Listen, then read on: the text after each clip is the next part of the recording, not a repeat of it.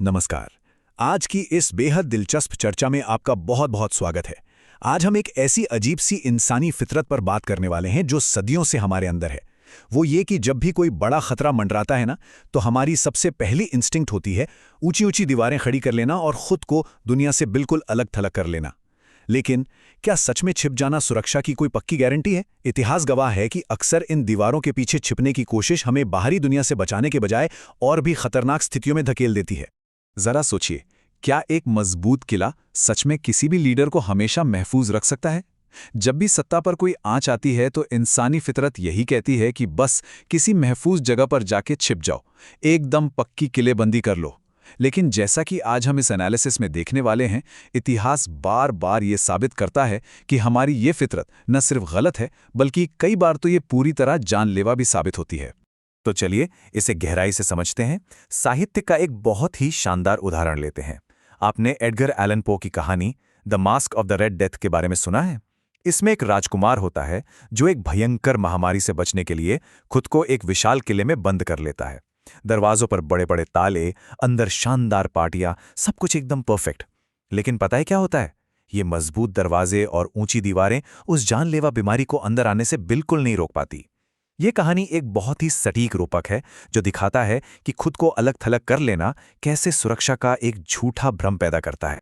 भाग 1, the transgression, एक अलग थलग पड़े सम्राट का पतन। आइए अब कहानियों से निकलकर सीधे इतिहास के पन्नों की ओर चलते हैं और चीन के पहले सम्राट चिन शी हुआंगती के खौफनाक दौर पर एक नजर डालते हैं। अगर आप चिन शुआंगती के सफर पर नजर डालेंगे तो एक सम्राट के उठने और फिर बुरी तरह गिरने की पूरी कहानी आपको समझ आ जाएगी। 221 ईसा पूर्व में इस इंसान ने आसपास के सभी राज्यों को जीतकर एक विशाल और अखंड चीन बना दिया था। अपने शासन के बीच के सालों में उसने कई कड़े कानून बनाए, द ग्रेट वॉल को मजबूत किया, लेकिन साथ ही कन्फ्यूशियस के साहित्य को जलाने का फरमान भी सुना दिया।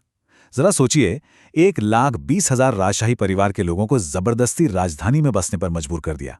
इन्हीं क्रूर फैसलों ने उसके इतने दुश्मन पैदा कर दिए कि जिंदगी के आखिरी सालों में सम्राट के मन में ऐसा खौफ बैठ गया कि वो पूरी तरह से अंडरग्राउंड हो गया। अब इस नंबर पे जरा गौर कीजिए, 270।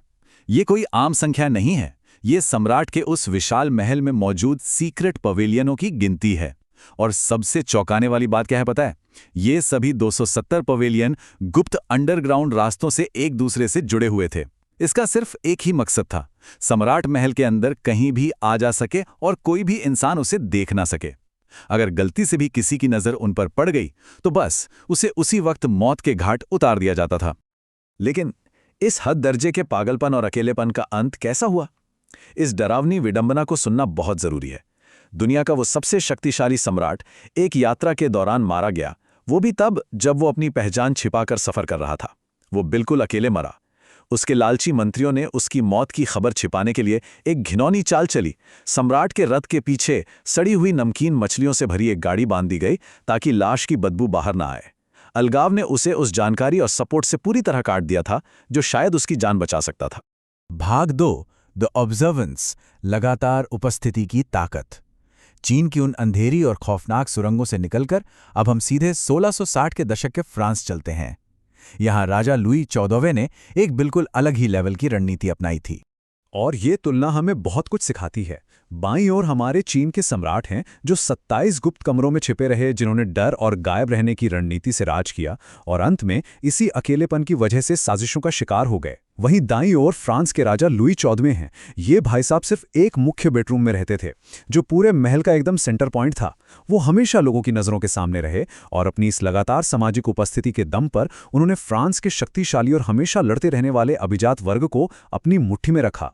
वर्साई के महल में होने वाले इस मॉर्निंग लीवर यानी सुबह उठने के अनुष्ठान को जरा समझिए। ये वाकई कमाल का है। सुबह ठीक 8 बजे राजा का निजी सेवक उन्हें जगाता था।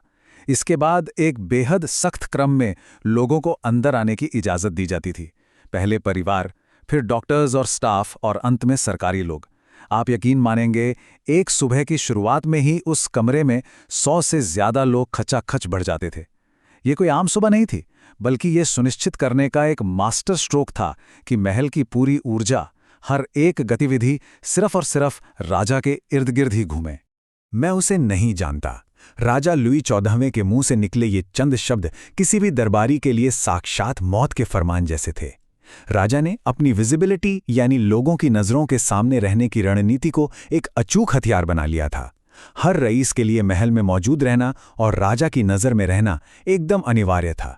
अगर कोई भी राजा की नज़रों से दूर रहता था तो उसे यही सज़ा मिलती थी। और जिस इंसान को राजा पहचानने से इनकार कर दे, समझ लीजिए उसका सामाजिक और राजनीतिक करियर वहीं का वहीं खत्म। भाग 3 उपस्थिति के नियम। आखिर किले जेल क्यों बन जाते हैं? आइए अब इसके पीछे की साइंस समझते हैं कि क्यों ईंट और पत्थर की ये दीवारें कभी भी इंसानी नेटवर्कों की बराबरी नहीं कर सकती। तो यहाँ सबसे अहम बात यह है कि मशहूर रणनीतिकार मैकियावेली ने भी इन किलों के खिलाफ सख्त चेतावनी दी थी। उनका लॉजिक बिल्कुल साफ था, किले आपकी ताकत के नहीं बल्कि आपकी दुनिया से कट जाने के प्रतीक बन जाते हैं। वे आपको बाहर की ज़रूरी जानकारी और मदद से पूरी तरह काट देते हैं। जब आप एक ही जगह फिक्स हो जाते हैं तो दुश्मनों के लिए आपको निशाना बनाना बच्चों का खेल हो जाता है। और जब भी घेराबंदी होती है तो यही सुरक्षा देने वाला भारी भरकम किला सचमुच आपकी अपनी जेल में बदल जाता है। तो फिर किलों से बचने का सही तरीका क्या है? तरीका है लोगों के बीच रहना और घुलना मिलना। सिसरो और टैलीरैंड जैसे महान राजनेताओं ने बिल्कुल यही किया। सिसरो ने कुलीन वर्गों के संपर्कों का एक पूरा नेटवर्क बिछा दिया ताकि दुश्मनों को अपने सहयोगियों के जरिए बैलेंस किया जा सके। वहीं फ्रांस के टैलीरैंड ने पेरिस की सड़कों से लेकर संदिग्ध अपराधियों तक से संपर्क बनाए रखा। इससे उन्हें आने वाली हर मुसीबत की भनक पहले ही लग जाती थी। लोगों के बीच लगातार चलते फिरते रहने से आप एक ऐसा मूविंग टारगेट बन जाते हैं जिसे घेरना या अलग थलग करना दुश्मनों के लिए लगभग नामुमकिन हो जाता है। भाग 4 द रिवर्सल। वो अपवाद जहां अलगाव सच में काम आता है। क्योंकि देखिए, हर नियम का एक अपवाद तो होता ही है। आइए देखते हैं कि कब इस भीड़ से दूर जाना आपके लिए फायदेमंद साबित हो सकता है। इस अपवाद को हम टेम्पररी आइसोलेशन या अस्थायी अलगाव कह सकते हैं। ध्यान रहे, ये हमेशा के लिए दीवारों के पीछे छिप जाना नहीं है। ये एक बहुत ही नपातुला, सीमित समय के लिए खुद को अलग करना है। जब आपको दुनिया के प्रेशर से बचना हो और किसी चीज़ पर बहुत गहराई से और एकदम साफ दिमाग से सोचना हो, तब ये अस्थायी एकांत जादू की तरह काम आता है। बस शर्त सिर्फ इतनी सी है कि ये हमेशा के लिए नहीं होना चाहिए। अब यहाँ एक बहुत ही दिलचस्प बात सामने आती है। जिस मैकियावेली ने राजाओं को किलों में बंद होने से साफ मना किया था, उसी मैकियावेली ने अपनी जिंदगी की सबसे महान किताब द प्रिंस तब लिखी जब वे फ्लोरेंस की राजनीतिक साजिशों से कोसों दूर एक खेत पर निर्वासन की जिंदगी बिता रहे थे। उस एकांत और अकेलेपन के बिना शायद इतना गहरा और साफ राजनीतिक दर्शन वो कभी लिख ही नहीं पाते। लेकिन याद रखिए, इस एकांत की एक लिमिट होनी चाहिए। डॉक्टर सैमुअल जॉनसन का ये कोट इसी खतरे की तरफ इशारा करता है। जब कोई भी विचारक या कलाकार बहुत लंबे समय तक खुद को एक किले में बंद कर लेता है तो वो दुनिया का असली नज़रिया खो देता है। बहुत लंबे समय का अलगाव इंसान को वहमी और पागलपन की हद तक भी ले जा सकता है। हम इंसान स्वाभाविक रूप से सोशल जीव हैं और दुनिया से पूरी तरह कट जाना हमेशा मानसिक पतन की ओर ही ले जाता है। तो इस पूरी चर्चा के बाद आज की मॉडर्न स्ट्रैटेजी से जुड़ा एक बड़ा ही अहम और उकसाने वाला सवाल सामने आता है।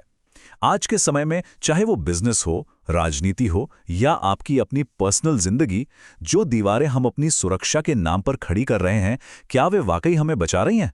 या फिर वे धीरे धीरे बिना कोई आवाज किए खुद एक जेल बनती जा रही हैं? इस गहरे सवाल पर सोचिएगा जरूर। इसी के साथ हमारी आज की ये चर्चा यहीं समाप्त होती है। जुड़ने के लिए आपका बहुत बहुत शुक्रिया।